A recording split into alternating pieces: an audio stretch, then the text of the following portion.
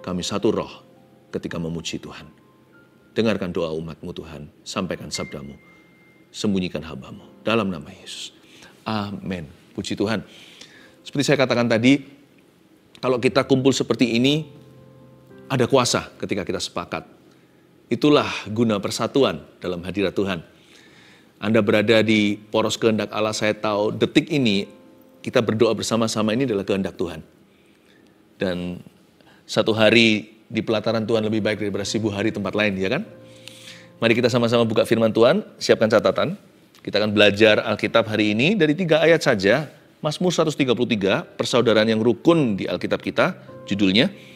Tapi saya kasih judul untuk episode ini, Kesana Tuhan perintahkan berkat, mengambil dari secuplik ayat. Kesana Tuhan perintahkan berkat. Sebenarnya cari berkat itu nggak susah ditemukan kalau alamat kita tepat. Ya kan, kalau kita tahu kemana Tuhan perintahkan berkat, kita ada di sana ya, kita dapat. Saya yakin kok, Anda dan saya sekarang ini, kita itu berada dalam hadirat Allah bersama-sama untuk berdoa saat teduh bersama. Ini adalah kehendak Allah. Tayang hari ini kan akhir pekan. Lebih baik berakhir pekan dengan Tuhan. Nanti kalau sudah tidak ditonton live-nya, yang susulan, kapanpun Anda menonton ini, saya tahu itu kairos atau waktu Tuhan. Ketahuilah bahwa Anda berada persis di poros kehendak Allah, berada di senternya. Jadi sesuatu akan terjadi, imani. Percaya bersama dengan saya, something will happen to you.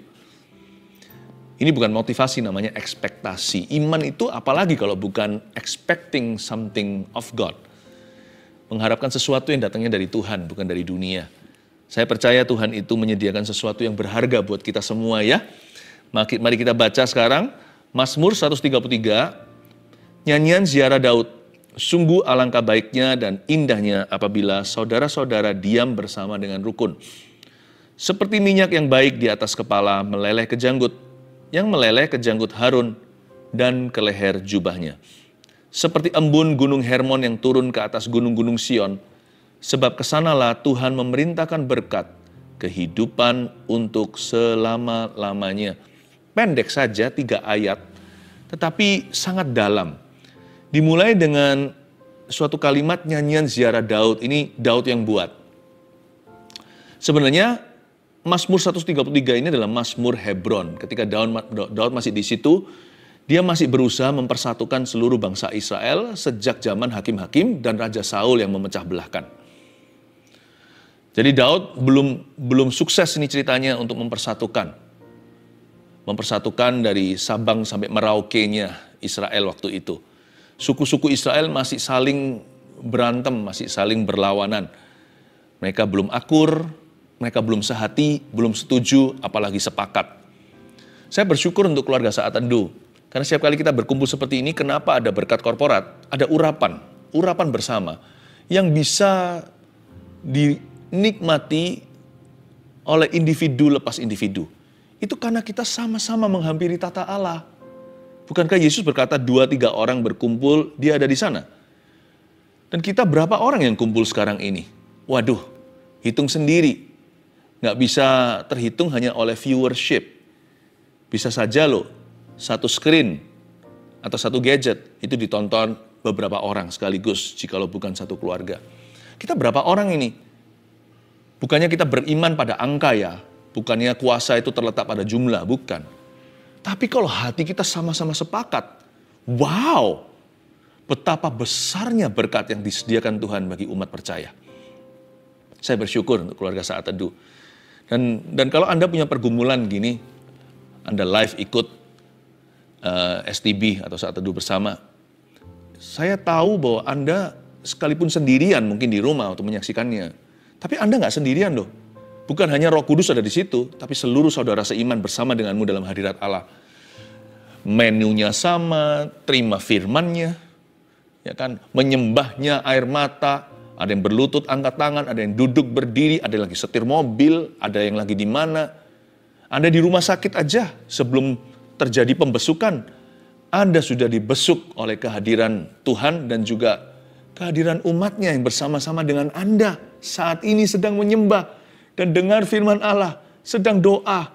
Live chatnya pun masuk di komentar, doakan ini, doakan itu. Lalu tim kami di balik layar. Wow, itu adalah dimensi kerajaan Tuhan. We are family, kita keluarga.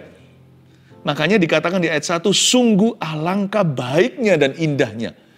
There is power in agreement, ya kan? Ya, the place of agreement is the place of power. Tempat sepakat adalah tempat kuasa, tempat sepakat adalah tempat berkat. Sungguh alangkah baiknya. How wonderful, how beautiful, alangkah indahnya. Apabila saudara-saudara diam bersama dengan rukun. Kita butuh atau perlu, kita membutuhkan saudara seiman. Kita nggak bisa sendirian, saya juga nggak bisa bertumbuh sendiri. Saya memerlukan keluarga rohani. Lebih dari sekedar sebuah komunitas iman. Saya perlu bergabung, saya perlu untuk I need to belong. Saya memerlukan sebuah keluarga rohani di mana saya panggil tempat itu sebagai rumah saya, rumah rohaniku. Saya bersyukur. Saya bicara begini, menjelaskan demikian dengan tujuan supaya tidak ada satupun di antara Anda merasa lonely lagi. Karena perasaan sendirian itu bahaya loh. Bisa disilusi. Kita bisa merasa bahwa kita adalah orang paling malang di dunia. Nanti jangan-jangan 7 roh lebih jahat juga turut masuk ke dalamnya, termasuk roh bunuh diri. Ketika kita sudah kalap, udah panik, udah gak bisa melihat lagi di depan mata. Segala sesuatu kabur, pikiran kita jadi cetek, jadi dangkal, jadi pendek. Saya ingin memberitahu kepada Anda, Yesus datang ke dunia, salah satu berkat terbesar yang Yesus bawa adalah sebuah nama, Immanuel, artinya I am with you, artinya aku beserta denganmu. Kalau Tuhan menyertai kita itu ya, di dalamnya termasuk, sudah terhitung di dalam itu, berkat-berkat yang tidak bisa disebutkan satu persatu. Kalau Tuhan memberitahu kepada saya, aku memberkatimu dengan ini, maka itu saja yang aku peroleh. Kalau Tuhan berkata, aku memberkatimu dengan itu, ya hanya itu.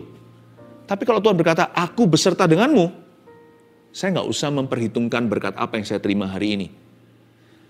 Saya tidak perlu worry. Kalau Tuhan berjalan dengan aku, segala sesuatu Dia sediakan. Dia pasti tolong saya ketika saya memerlukan. Dia tidak akan tinggalkan.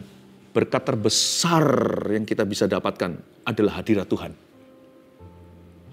Kalau kita punya itu, kalau Tuhan berjalan bersama dengan dirimu dan diriku, udahlah, nggak usah bawa perbekalan. Nggak usah bawa 2 pasang sepatu, istilahnya, ilustrasi saja. Nggak usah bawa ekstra uang seperti murid-murid Yesus kalau diutus. I am with you, aku Immanuel. Udah, nggak usah bawa lebih dari 1 tongkat. Nggak usah ngepak barang terlalu berlebihan. Dimanapun kau berada, pekerja mendapat upahnya. Aku menyertaimu, aku Yehovah Jireh, aku yang menyediakan. Kalau Tuhan berjalan dengan Anda, segala sesuatu indah pada waktunya. Sungguh alangkah baiknya dan indahnya apabila saudara-saudara diam bersama dengan rukun. Salah satu berkat persatuan adalah hadirat Tuhan tentunya. Ya, makanya itu nomor 1 tulis dulu ya. Kesana Tuhan perintahkan berkat, Anda bertanya, kemana? Kemana? Apa alamatnya? Kemana Tuhan perintahkan berkat?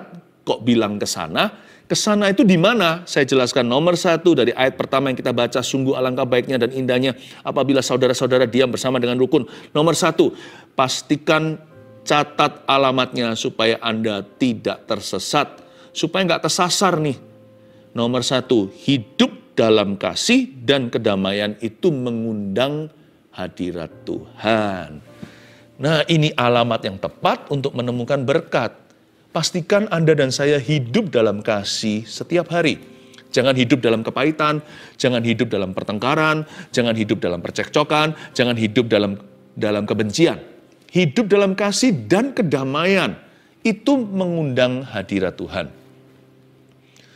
Damai yang saya maksudkan di sini, di poin pertama, bukanlah damai yang merupakan sebuah perasaan atau bukan damai yang feeling. Damai di sini adalah sebuah komitmen hati. Aku mau hidup berdamai dengan orang lain.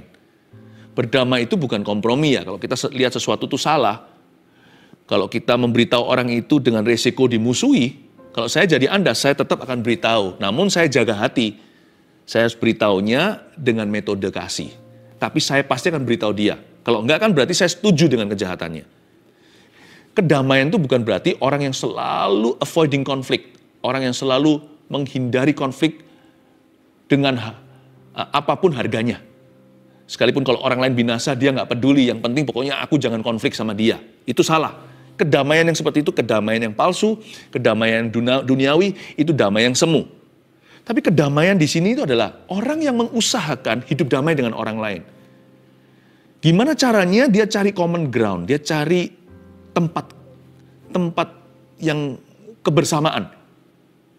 Dia nggak selalu cari gara-gara dengan orang lain atau cari musuh, orang yang arogan, yang sikat kiri, sikat kanan. Kan ada orang yang memang nggak suka damai, kemana-mana cari musuhan. Padahal juga bukan prinsip-prinsip banget. Hal-hal yang sifatnya bisa subjektif, bukan sesuatu yang objektif sungguhan. Kalau ada orang yang seperti itu tuh penyakit loh. Itu hati yang penyakitan. Pokoknya suka aja rame-rame, suka huru-hara. Sukanya yang provokasi-provokasi begitu. Kalau orang punya hati seperti itu, tahukah saudara, mungkin tubuhnya sehat walafiat, tapi jiwanya sedang sakit kusta. Bagaimana Tuhan bisa berjalan dengan orang demikian, sedangkan firman Tuhan berkata dengan jelas bahwa orang yang cinta damai disebut sebagai anak-anak Allah. Mereka yang mengusahakan damai, orang-orang yang begini loh, aku sekalipun kurang merasa cocok dengan orang itu, aku akan cari apa yang positif dari dia untuk saya rayakan. Atau sekalipun aku nggak nyambung sama dia, saya akan cari jembatannya. Atau sebuah keadaan, kita selalu dari sisi yang mengejar solusi, bukan menambah problema. Selalu mengusahakan penyelesaian. Bukan orang yang suka lama-lama dalam problema atau masalah dengan sesama. Malah kepahitan. Malah setelah itu dibawa-bawa dalam batinnya. Lalu membenci. Lalu berbuat sesuatu yang merugikan. Bukan orang yang seperti itu. Orang yang matanya tertuju pada penyelesaian. Pada solusi. Dia bukan bagian problemanya. Dia ingin menjadi bagian daripada penyelesaian. Orang seperti ini mengundang hadirat Allah. Hidup dalam kasih dan kedamaian. Makanya cintailah damai. Ya, dan juga suami istri jangan cekcok melulu. Gimana keuangannya bisa diberkati? Kalau suami istri nggak pernah sepakat, itu seperti kirbat anggur lama yang diisi anggur baru, pasti akhirnya bocor semua. Saya bukan hanya bicara tentang berkat materi. Yang lebih ngeri adalah bagaimana anaknya bisa bertumbuh dewasa dan bisa punya gambar diri yang sehat.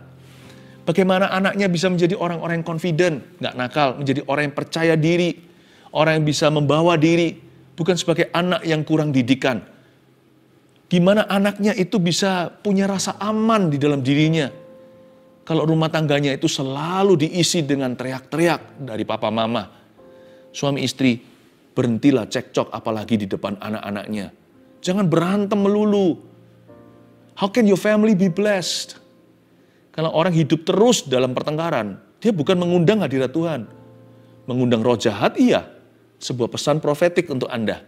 Saya rasa ini menemplak seseorang dengan kasih. Terutama pasangan suami istri yang suka selalu bersilat kata. Suka bantah-bantahan. Suka perang. Hati-hati loh ya.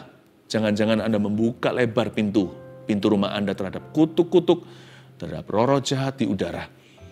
Jangan-jangan anak Anda nanti akan dikorbankan oleh karena keegoisan Anda. Ayo cepat ditutup pintu itu, Tuhan berniat memberkatimu. Tapi alamatnya harus tepat, hidup dalam kasih. Apa susahnya ngalah? Udahlah gitu aja, nggak prinsip-prinsip. Nggak perlu dikit-dikit curhat, nggak perlu dikit-dikit melampiaskan. Nggak sukanya di mana.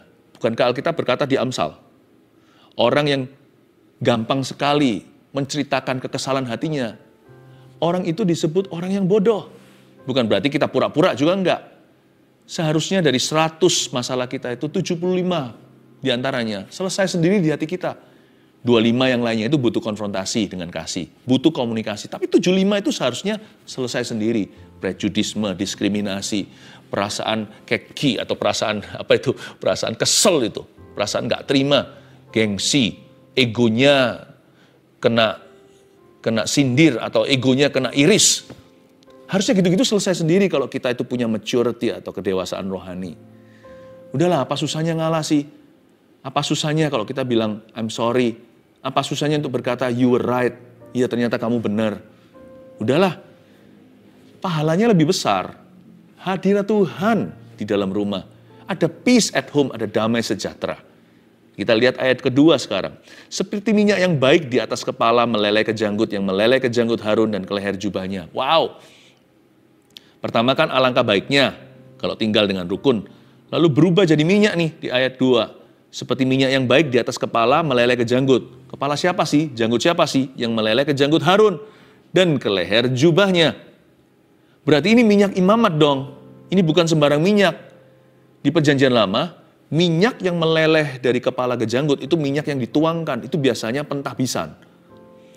Nggak boleh orang itu, orang biasa, di Perjanjian Lama nih ceritanya, nggak boleh orang biasa terima minyak urapan yang dibikin dengan ingredient khusus. Bukan ada magic di dalamnya, bukan. Tetapi itu sesuai tuntunan Tuhan. Sesuai instruksi yang diberikan kepada Musa. Itu minyak dikhususkan hanya untuk imamat. Ya, bukan dioleskan begitu, bukan dipercikkan, tapi dituangkan.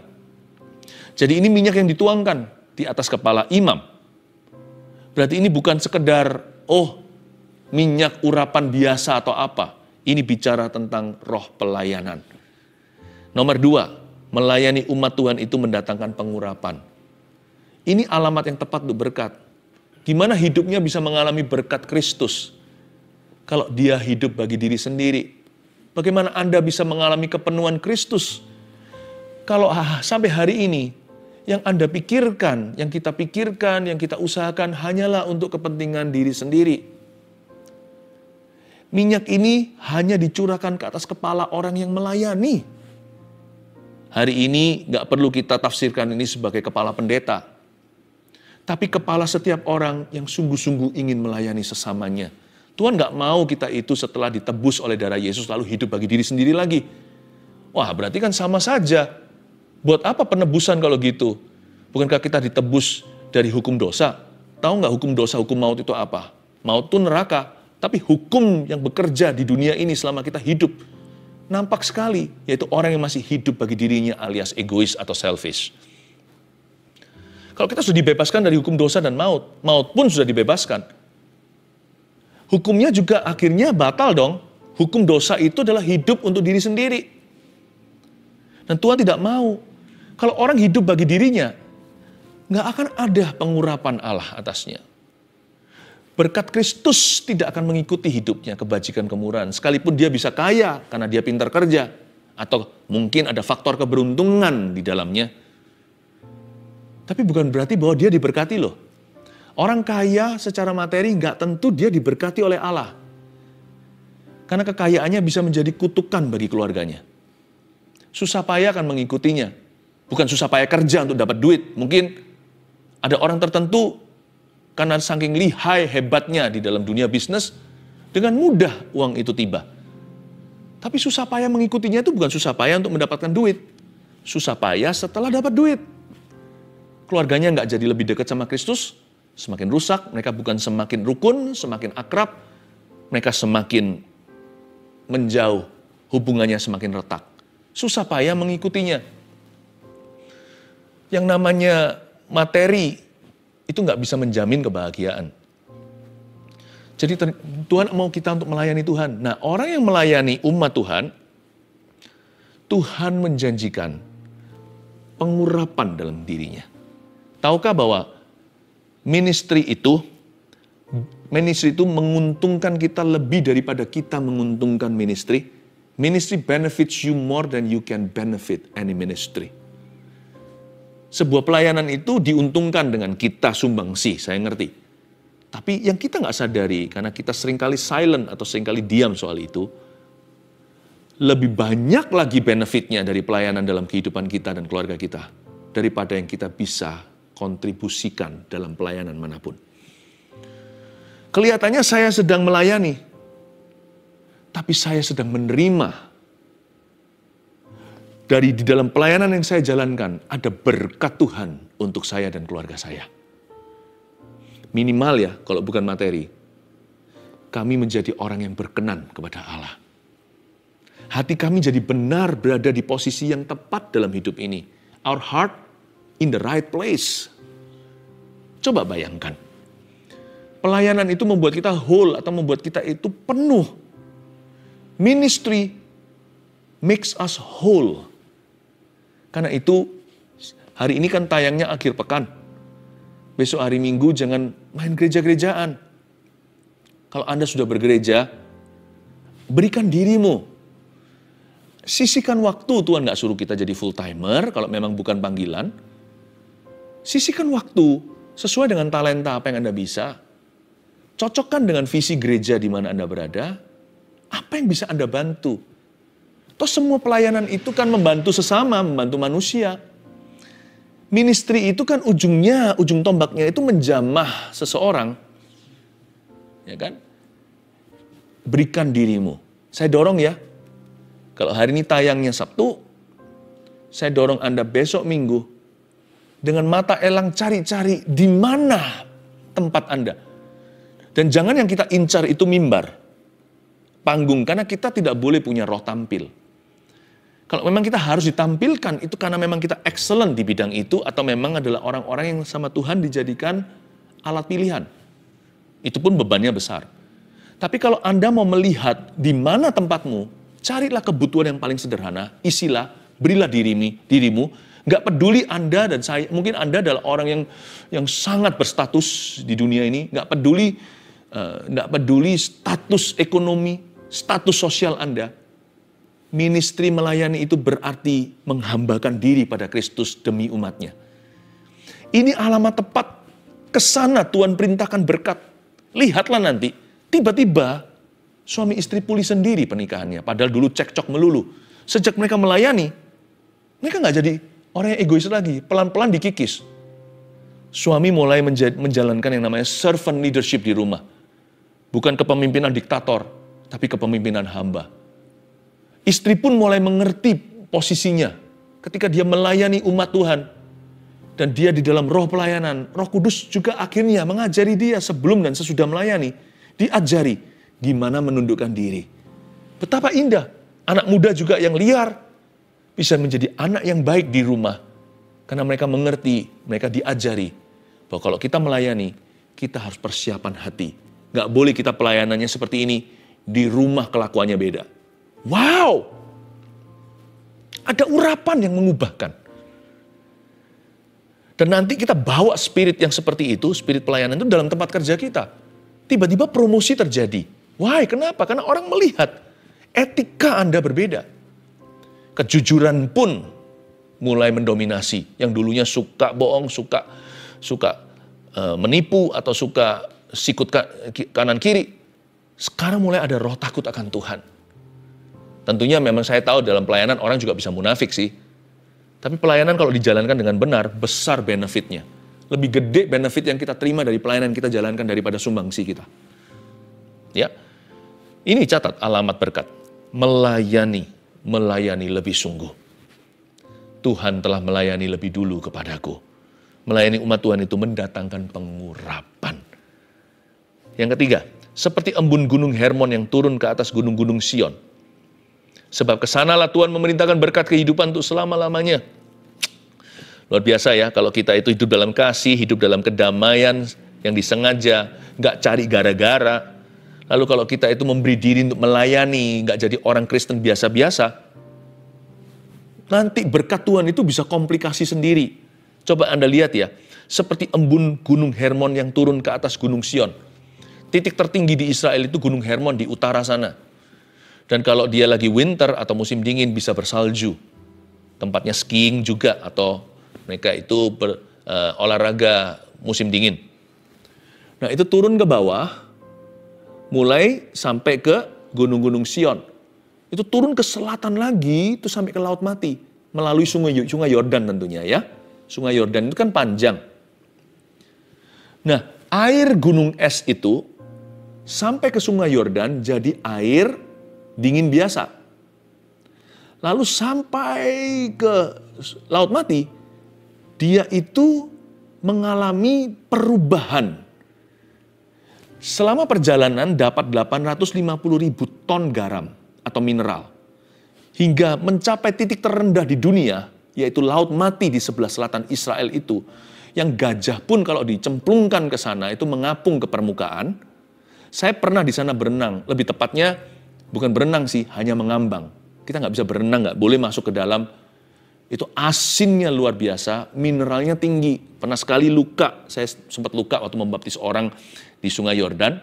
Ya kan, itu lagi panas sekali, tanah batunya saya nggak pakai sandal. Pecah tanpa saya sadari, ternyata kaki saya, jempol kaki saya itu ada goresannya, retak, kena matahari. Saya masuk kemudian, untungnya besoknya kami akhirnya ke Laut Mati. Di Laut Mati, saya masuk ke sana, perih sekali, keluar, nutup loh luka basahnya. Karena mineralnya tinggi, menjadi punya nilai terapi. Itu luar biasa, ada healing virtue di dalamnya. Bukan supranatural, itu alami, scientifically. Nah, kok bisa ya? Di atas sana itu air es, sampai bawah air mineral. Di atas sana airnya di gunung. Air biasa, Anda jangan coba sekali-kali jalan di atasnya. Anda bukan Yesus, bisa tenggelam. Tetapi sampai di bawah, mobil tank pun kita lempar ke situ, mungkin saya berlebihan, itu bisa mengambang. Kok bisa ya? Komplikasi loh, berkat tak terduga. Dengan kata lain di ayat 3 ini. Kalau kita hidup dalam damai, dalam kedamaian, dalam kasih dan dalam kedamaian yang kita sengaja. Kita melayani lebih sungguh. Nanti ya, ada banyak berkat yang Tuhan berikan. Dia perintahkan ke dalam hidupmu itu berkat yang tidak terduga, yang nggak bisa ditiru, nggak bisa diulangi lagi oleh orang lain. Satu-satunya untuk Anda dan keluarga Anda. Komplikasi indah. Nomor 3. Berkat yang Tuhan perintahkan itu lengkap dan tahan lama. Makanya disebut di sini sebab kesanalah Tuhan memerintahkan apa? Berkat. Lalu kehidupan untuk selama-lamanya. Sudah berkat kehidupan lagi. Untuk selama-lamanya lagi. Apa maksudnya? Pokoknya. Kalau Tuhan melihat Anda hidup konsisten dalam kasih, hidup dalam kedamaian, melayani lebih sungguh. Berkat yang Tuhan berikan karena dia perintahkan ke dalam hidupmu adalah berkat yang lengkap, susah payah tidak mengikutinya. Berkat yang penuh. Saya nggak bicara tentang otomatis kita itu akan diperkaya secara materi apa. Bukan. But God knows what you need. Tuhan tahu apa yang Anda butuhkan. Bahkan Tuhan juga mempertimbangkan apa yang menjadi keinginan. Allahku akan mencukupkan dalam kemuliaannya dalam Kristus Yesus. Berkat yang Tuhan perintahkan itu lengkap. Nggak hanya lengkap. Kehidupan untuk selama-lamanya, tahan lama. Ditutup backdoor-nya atau pintu belakang itu ditutup erat-erat. Berkat yang tiada kebocoran, yang bisa menjadi perjanjian turun-temurun ala Abraham, Ishak dan Yakub. Covenantal blessings, bukan hanya berkat yang hit and run, tabrak dan lari, berkat sekali-kali, tapi apapun yang Tuhan kasih dalam hidupmu ya, kalau itu keluar dari hidup dalam kasih dan damai, kalau itu keluar dari roh pelayanan yang sungguh-sungguh, lihat ya, apapun yang Tuhan berikan, itu nggak gampang menguap. Baik itu materi kayak atau bukan, nggak gampang lenyap. Berkat yang Tuhan kasih itu, kehidupan untuk selama-lamanya. Apapun yang Tuhan berikan pada Anda, sekalipun itu adalah berkat sementara di dunia, itu pun nggak gampang meninggalkan keluargamu. Itu bisa turun-temurun menjadi berkat perjanjian, ala Abraham, Ishak, dan Yakub. Nggak seperti orang-orang dunia, cepat dapat, cepat lenyap. Tetapi anak-anak Tuhan, sekali dia dapat, talenta itu berkembang dari 1 menjadi 2, 2 menjadi 5, 5 jadi 10. Karena Tuhan kalau memberikan berkat kepada kita itu sifatnya permanen. Materi atau bukan. Makanya itu kalau Tuhan memberkati ayahnya. Nanti lihat. Ayah ibu itu kalau hidup dalam damai yang diusahakan. Cari solusi, penyelesaian. Belajar untuk berkorban. Belajar untuk memikul salib pribadinya supaya orang lain jangan pikul salibnya. Nanti lihat ya. Anak-anaknya ke bawah. Bukan hanya mereka yang diberkati. Anak-anak mereka adalah keturunan yang diberkati. Semakin turun, semakin menjadi-jadi. Papanya pinter bisnis, tiba-tiba dari anaknya nanti muncul yang lebih pinter dari papanya. Atau bisa pinter hal-hal lain yang papa mamanya pun nggak punya bakat. Kadang-kadang semua orang jadi kaget, kakek neneknya pun bisa tidak mengerti. Loh kok bisa? Siapa di keluarga kita? Di pohon kehidupan, pohon keluarga, family ini, yang bisa, yang punya bakat demikian. Nggak ada. Tiba-tiba anak Anda korsleting sendiri oleh karena sorga. Bisa punya keahlian yang luar biasa. Hampir-hampir ajaib di dalam keluarga Anda. Karena tidak ada orang yang pernah berbakat demikian sejak Adam dan Hawa di dalam family tree-mu. Komplikasi itu luar biasa nanti. Karena Tuhan berkata, berkat yang Tuhan perintahkan itu turun-temurun. Kehidupan untuk selama-lamanya. Amin. Ya, saya ulang lagi, ke sana Tuhan perintahkan berkat kemana aja? Terapkan ini dalam hidupmu. 1, hidup dalam kasih dan kedamaian itu mengundang hadirat Tuhan. 2, melayani umat Tuhan itu mendatangkan pengurapan. 3, berkat yang Tuhan perintahkan itu lengkap dan tahan lama.